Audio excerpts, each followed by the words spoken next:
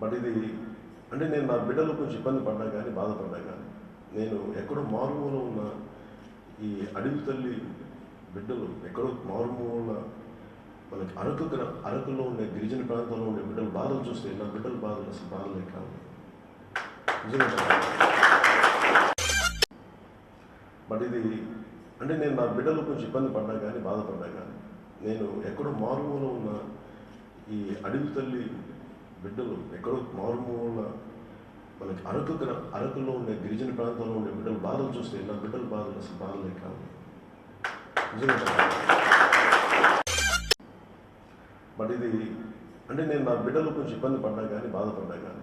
నేను ఎక్కడో మారుమూల ఉన్న ఈ అడవి తల్లి